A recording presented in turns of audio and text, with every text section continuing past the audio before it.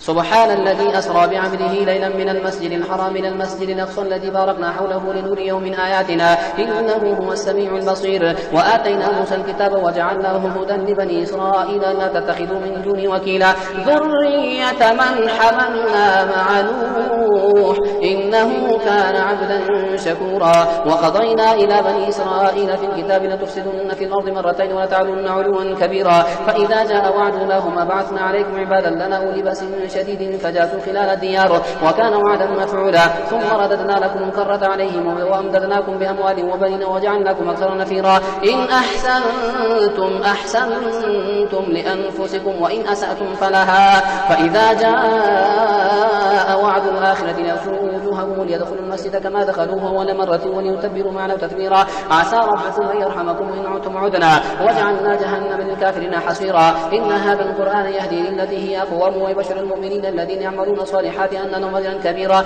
وأن الذين لا يؤمنون بالآخرة أعتدنا لهم عذابا أليما. ويدعو الإنسان بالشر دعاءه بالخير وكان الإنسان عجولا. وجعلنا الليل والنهار آيتين فمحونا آية الليل وجعلنا آية النهار مبصرة لتبتغوا فضلا من ربكم ولتعلموا عدد السنين والحساب وكل شيء فصلناه تفصيلا. وكل إنسان ألزمناه طائره في عنقه ونخرج له يوم القيامة كتابا يلقاه منشورا. اقرأ كتابك كفى بنفسك اليوم عليك حسيبا. من اهتدى فإنما يهتدي لنفسه ومن ضل فإنما يضل عليها ولا تزر وازرة وزر أخرى وما كنا معذبين حتى نبعث رسولا. وإذا أردنا أن نهلك قرية أمرنا مترفيها ففسقوا فيها فحق عليها القول فدمرناها تدميرا. وكم أهلكنا من القرون من بعد نوح وكفى بربك بذنوب عباده خبيرا بصيرا. من كان يريد العاجلة عجلنا له فيها ما نشاء لمن نريد ثم جعلنا له جهنم يصلاها مذموما مدحورا. ومن أراد الآخرة وسعى لها سعيها وهو مؤمن فأولئك كان سعيهم مشكورا. كلا نمد هؤلاء وهؤلاء من عطاء ربك وما كان عطاء ربك محظورا. انظر كيف فضلنا بعضهم على بعض وللآخرة أكبر درجات وأكبر تفضيلا. لا تجعل مع الله إلها آخر فتقعد مذموما مخذولا. وقضى ربك ألا تعبدوا إلا إياه وبالوالدين إحسانا. إما يبلغن عندك الكبر أحدهما أو كلاهما فلا تقل لهما أف ولا تنهرهما وقل لهما قولا كريما واخفض لهما جناح الذل من الرحمة وقل رب ارحمهما كما ربياني صغيرا. ربكم أعلم بما في نفوسكم إن تكونوا صالحين فإنه كان للأوابين غفورا. وآت ذا القربى حقه والمسكين وابن السبيل ولا تبذر تبذيرا إن المبذرين كانوا إخوان الشياطين وكان الشيطان لربه كفورا. وإما تعرضن عنهم ابتغاء رحمة من ربك ترجوها فقل لهم قولا ميسورا ولا تجعل يدك مغلولة إلى عنقك ولا تبسطها كل البسط فتقعد ملوما محصورا. إن ربك يبسط الرزق لمن يشاء ويقدر إنه كان بعباده خبيرا بصيرا. ولا تقتلوا أولادكم خشية إملاق نحن نرزقهم وإياكم إن قتلهم كان خطأ كبيرا. ولا تقربوا الزنا إنه كان فاحشة وساء سبيلا. ولا تقتلوا النفس التي حرم الله إلا بالحق ومن قتل مظلوما فقد جعلنا لوليه سلطانا فلا يسرف في القتل إنه كان منصورا. ولا تقربوا مال يأتي إلا بالتي هي أحسن حتى يبلغ أشده وأوفوا بالعهد إن العهد كان مسؤولا وأوفوا الكيل إذا كلتم وزنوا بالقسطاس المستقيم ذلك خير وأحسن تأويلا ولا تقف ما ليس لك به علم إن السمع والبصر والفؤاد كل أولئك كان عنه مسؤولا ولا تمشي في الأرض مرحا إنك لن تخرق الأرض ولن تبلغ الجبال طولا كل ذلك كان سيئه عند ربك مكروها ذلك مما أوحى إليك ربك من الحكمة ولا تجعل مع الله إلها آخر فتلقى في جهنم ملوما مدحورا أفأصفاكم ربكم بالبنين واتخذ من الملائكة إناثا إنكم لتقولون قولا عظيما ولقد صرفنا في هذا القرآن ليذكروا ما يزيدهم إلا نفورا قل لو كان معه آلهة كما يقولون إذا لابتغوا إلى ذي العرش سبيلا سبحانه وتعالى عما يقولون علوا كبيرا تسبح له السماوات السبع والأرض ومن فيهن وإن من شيء إلا يسبح بحمده ولكن لا تفقهون تسبيحه إنه كان حليما غفورا وإذا قرأت القرآن جعلنا بينك وبين الذين لا يؤمنون بالآخرة حجابا مستورا وجعلنا على قلوبهم أكنة أن يفقهوه وفي آذانهم وقرا وإذا ذكرت ربك في القرآن وحده ولوا على أدبارهم نفورا نحن أعلم بما يستمعون به إذ يستمعون إليك وإذ هم نجوى إذ يقول الظالمون إن تتبعون إلا رجلا مسحورا انظر كيف ضربوا لك الأمثال فضلوا فلا يستطيعون سبيلا وقالوا أئذا كنا عظاما ورفاتا أئنا لمبعوثون خلقا جديدا قل كونوا حجارة أو حديدا أو خلقا مما يكبر في صدوركم فسيقولون من يعيدنا قل الذي فطركم أول مرة فسينغضون إليك رؤوسهم ويقولون متى هو قل عسى أن يكون قريبا يوم يدعوكم فتستجيبون بحمده وتظنون إن لبثتم إلا قليلا وقل لعبادي يقول التي أحسن إن الشيطان ينزغ بينهم إن الشيطان كان للإنسان عدوا مبينا ربكم أعلم بكم إن يشأ يرحمكم أو إن يشأ يعذبكم وما أرسلناك عليهم وكيلا وربك أعلم بمن في السماوات والأرض ولقد فضلنا بعض النبيين على بعض وآتينا داود زبورا قل ادعوا الذين زعمتم من دونه فلا يملكون كشف الضر عنكم ولا تحويلا أولئك الذين يدعون يبتغون إلى ربهم الوسيلة أيهم أقرب ويرجون رحمته ويخافون عذابه إن عذاب ربك كان محظورا وإن من قرية إلا نحن مهلكوها قبل يوم القيامة ومعذبوها عذابا شديدا كان ذلك في الكتاب مسطورا وما منعنا أن نرسل بالآيات إلا أن كذب بها الأولون وأتانا ثمود الناقة مبصرة فظلموا بها وما نرسل بالآيات إلا تخويفا وإذ قلنا لك إن ربك أحاط بالناس وما جعلنا الرؤيا التي أريناك إلا فتنة للناس والشجرة الملعونة في القرآن ونخوفهم فما يزيدهم إلا طغيانا كبيرا وإن قلنا للملائكة اسجدوا لآدم فسجدوا إلا إبليس قال أأسجد لمن خلقت طينا قال أرأيتك هذا الذي كرمت علي لئن أخرتني إلى يوم القيامة لأحترقن ذريته إلا قليلا قال اذهب فمن تبعك منهم فإن جهنم جزاؤكم جزاء مغفورا واستفزز من استطعت منهم بصوتك واجلب عليه بخيلك ورجلك وشاركهم في الأموال والأولاد واعدهم وما يعدهم الشيطان إلا غرورا إن عبادي ليس لك عليهم سلطان وكفى بربك وكيلا ربكم الذي يزجي لكم الفلك في البحر لتبتغوا من فضله إنه كان بكم رحيما وإذا مسكم الضر في البحر ضل من تدعون إلا إياه فلما نجاكم البر عرضتم وكان الإنسان كفورا أفأمنتم أن يخسف بكم جانب البر أو يرسل عليكم حاصبا ثم لا تجدوا لكم وكيلا أم أمنتم أن يعيدكم فيه تارة أخرى فيرسل عليكم قاصفا من الريح فيغرقكم بما كفرتم ثم لا تجدوا لكم علينا به تبيعا ولقد كرمنا بني آدم وحملناهم في البر والبحر ورزقناهم من الطيبات وفضلناهم على كثير ممن خلقنا تفضيلا يوم ندعو كل أناس بإمامه فمن أوتي كتابه بيمينه فأولئك يقرؤون كتابهم ولا يظلمون فتيلا ومن كان في هذه أعمى فهو في الآخرة أعمى وضل سبيلا وإن كادوا يفتنونك عن الذي أوحينا إليك لتفتري علينا غيره وإذا لاتخذوك خليلا ولولا أن ثبتناك لقد كدت تركن إليهم شيئا قليلا إذا لأذقناك ضيف الحياة وضيف الممات ثم لا تجد لك علينا نصيرا وإن كادوا يستفزونك من الأرض ليخرجوك منها وإذا لا يلبثون خلافك إلا قليلا سنة من قد أرسلنا قبلك من رسلنا ولا تجد لسنتنا تحويلا أقم الصلاة لدلوك الشمس إلى غسق الليل وقرآن الفجر إن قرآن الفجر كان مشهودا ومن الليل فتهجد به نافلة لك عسى أن يبعثك ربك مقاما محمودا وقل رب أدخلني مدخل صدق واخرجني مخرج صدق واجعل لي من لدنك سلطانا نصيرا وقل جاء الحق وزهق الباطل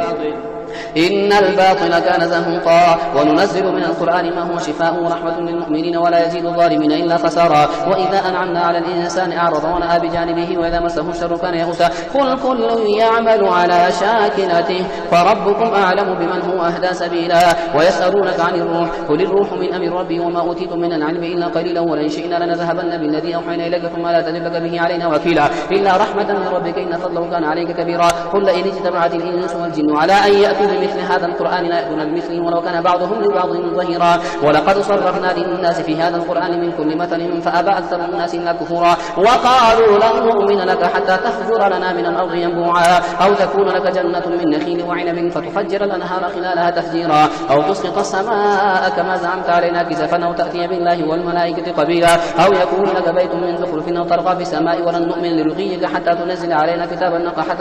علينا كتابا نقرأه قل سبحان ربي هل كنت إلا بشرا رسولا وما منع الناس أن يؤمنوا إذ جاءهم الهدى إلا أن قالوا وبعث الله بشرا رسولا قل لو كان في الأرض ملائكة يمشون مطمئنين لنزلنا عليهم من السماء ملكا رسولا قل كفى بالله شهيدا بيني وبينكم إنه كان بعباده خبيرا بصيرا ومن يهد الله فهو المهتد ومن يضلل فلن تجد لهم أولياء من دونه ونحشرهم يوم القيامة على وجوههم عميا وبكما وصما مأواهم جهنم كلما خبت زدناهم سعيرا ذلك جزاؤهم بأنهم كفروا بآياتنا وقالوا أئذا كنا عظاما ورفاتا أئنا لمبعوثون خلقا جديدا أولم يروا أن الله الذي خلق السماوات والأرض قادر على أن يخلق مثلهم وجعل لهم أجلا لا ريب فيه فأبى الظالمون إلا كفورا قل لو أنتم تملكون خزائن رحمة ربي إذا لأمسكم خشية الإنفاق وكان الإنسان كثورا ولقد آتينا موسى 9 آيات بينات فاسأل بني إسرائيل إذ جاءهم فقال له فرعون إني لأظنك يا موسى مسحورا قال لقد علمت ما أنزل هؤلاء إلا رب السماوات والأرض بصائر وإني لأظنك يا فرعون مسحورا فأراد أن يستفزهم من الأرض فأغرقناه ومن معه جميعا وقلنا من بعده لبني إسرائيل اسكنوا الأرض فإذا جاء وعد الآخرة جئنا بكم لفيفا وبالحق أنزلناه وبالحق نزل وما أرسلناك إلا مبشرا ونذيرا وقرآنا فرقناه لتقرأه على الناس على مكث ونزلناه تنزيلا قل آمنوا به أو لا تؤمنوا إن الذين أوتوا العلم من قبله إذا يتلى عليهم يخرون للأذقان سجدا ويقولون سبحان ربنا إن كان وعد ربنا لمفعولا ويخرون للأذقان يبكون ويزيدهم خشوعا قل ادعوا الله أو ادعوا الرحمن أيما تدعوا فله الأسماء الحسنى ولا تجهر بصلاتك ولا تخافت بها وابتغ بين ذلك سبيلا وقل الحمد لله الذي لم يتخذ ولدا ولم يكن له شريك في الملك ولم يكن له ولي من الذل وكبره تكبيرا الحمد لله الذي أنزل على عبده الكتاب ولم يجعل له عوجا قيما لينذر بأسا شديدا من لدنه ويبشر المؤمنين الذين يعملون الصالحات أن لهم أجرا حسنا ماكثين فيه أبدا وينذر الذين قالوا اتخذ الله ولدا ما لهم به من علم ولا لآبائهم كبرت كلمة تخرج من أفواههم يقولون إلا كذبا فلعلك باخع نفسك على آثارهم إن لم يؤمنوا بهذا الحديث أسفا إنا جعلنا ما على الأرض زينة لها لنبلوهم أيهم أحسن عملا وإنا لجاعلون ما عليها صعيدا جرزا أم حسبت أن أصحاب الكهف والرقيم كانوا من آياتنا عجبا إذ أوى الفتية إلى الكهف فقالوا ربنا آتنا من لدنك رحمة وهيئ لنا من أمرنا رشدا فضربنا على آذانهم في الكهف سنين عددا ثم بعثناهم لنعلم أي الحزبين أحصى لما لبثوا أمدا نحن نقص عليك نبأهم بالحق إنهم فتية آمنوا بربهم وزدناهم هدى وربطنا على قلوبهم إذ قاموا فقالوا ربنا رب السماوات والأرض لن ندعو من دونه إلها لقد قلنا إذا شططا هؤلاء قوم اتخذوا من دونه آلهة لولا يأتون عليهم بسلطان بين فمن أظلم ممن افترى على الله كذبا وإذ اعتزلتموهم وما يعبدون إلا الله فأووا إلى الكهف ينشر لكم ربكم من رحمته ويهيئ لكم من أمركم مرفقا وترى الشمس إذا طلعت تزاور عن كهفهم ذات اليمين وإذا غربت تقرضهم ذات الشمال وهم في فجوة منه ذلك من آيات الله من يهدي الله فهو المهتد ومن يضلل فلن تجد له وليا مرشدا وتحسبهم أيقاظا وهم رقود ونقلبهم ذات اليمين وذات الشمال وكلبهم باسط ذراعيه بالوصيد لو اطلعت عليهم لوليت منهم فرارا ولملئت منهم رعبا وكذلك بعثناهم ليتساءلوا بينهم قال قائل منهم كم لبثتم قالوا لبثنا يوما وبعض يوم قالوا ربكم أعلم بما لبثتم فابعثوا أحدكم بورقكم هذه إلى المدينة فلينظر أيها أزكى طعاما فليأتكم برزق منه وليتلطف لا يشعرن بكم أحدا إنهم إن يظهروا عليكم يرجموكم أو يعيدوكم في ملتهم ولن تفلحوا إذا أبدا وكذلك أثرنا عليهم ليعلموا أن وعد الله حق وأن ساعة لا ريب فيها إذ يتنازعون بينهم أمرهم فقالوا ابنوا عليهم بنيانا ربهم أعلم بهم قال الذين غلبوا على أمرهم لنتخذن عليهم مسجدا سيقولون ثلاثة رابعهم كلبهم ويقولون خمسة سادسهم كلبهم رجما بالغيب ويقولون سبعة وثامنهم كلبهم قل ربي أعلم بعدتهم ما يعلمهم إلا قليل فلا تمار فيهم إلا مراء ظاهرا ولا تستفت فيهم منهم أحدا ولا تقولن لشيء إني فاعل ذلك غدا إلا أن يشاء الله واذكر ربك إذا نسيت وقل عسى أن يهديني ربي ليقرب من هذا رشدا ولبثوا في كهفهم 300 سنين وازدادوا 9 قل الله أعلم بما لبثوا له غيب السماوات والأرض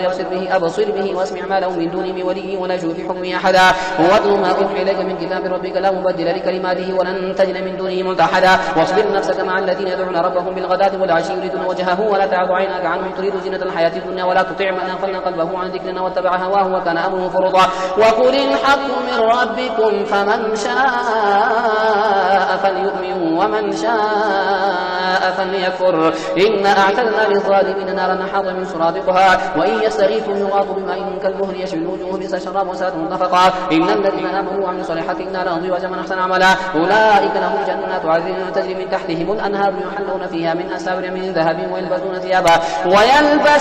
ثيابا خضرا من سندس واستبرق متكئين فيه على الأرائك نعم الثواب وحسنت مرتفقا واضرب لهم مثلا الرجلين جعلنا لأحدهما جنتين من أعناب وحففناهما بنخل وجعلنا بينهما زرعا كلتا الجنتين آتت أكلها ولم تظلم منه شيئا وفجرنا خلالهما نهرا وكان له ثمر فقال لصاحبه وهو يحاوره أنا أكثر منك مالا وأعز نفرا ودخل جنته وهو ظالم لنفسه قال ما أظن أن تبيد هذه أبدا وما أظن الساعة قائمة ولئن رددت إلى ربي لأجدن خيرا منها منقلبا قال له صاحبه وهو يحاوره أكفرت بالذي خلقك من تراب ثم من نطفة ثم سواك رجلا لكن هو الله ربي ولا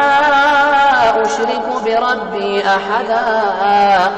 ولولا إذ دخلت جنتك قلت ما شاء الله لا قوة إلا بالله إن ترني أنا أقل منك مالا وولدا فعسى ربي أن يؤتيني خيرا من جنتك ويرسل عليها حسبانا من السماء فتصبح صعيدا زلقا أو يصبح ماؤها غورا فلن تستطيع له طلبا وأحيط بثمره فأصبح يقلب كفيه على ما أنفق فيها وهي خاوية على عروشها ويقول يا ليتني لم أشرك بربي أحدا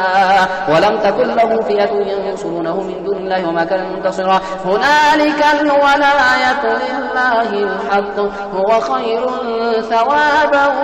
وخير عقبا واضرب لهم مثلا الحياة الدنيا كماء أنزلناه من السماء فاختلط به نبات الأرض فأصبح هشيما تذروه الرياح وكان الله على كل شيء مقتدرا المال والبنون زينة الحياة الدنيا والباقيات الصالحات خير عند ربك ثوابا وخير أملا ويوم نسير الجبال وترى الأرض بارزة وحشرناهم فلم نغادر منهم أحدا وعرضوا على ربك صفا لقد جئتمونا كما خلقناكم أول مرة بل زعمتم أن نجعل لكم موعظا ووضع الكتاب فترى المجرمين مشفقين مما فيه ويقولون يا ويلتنا ما لهذا الكتاب لا يغادر صغيرة ولا كبيرة إلا أحصاها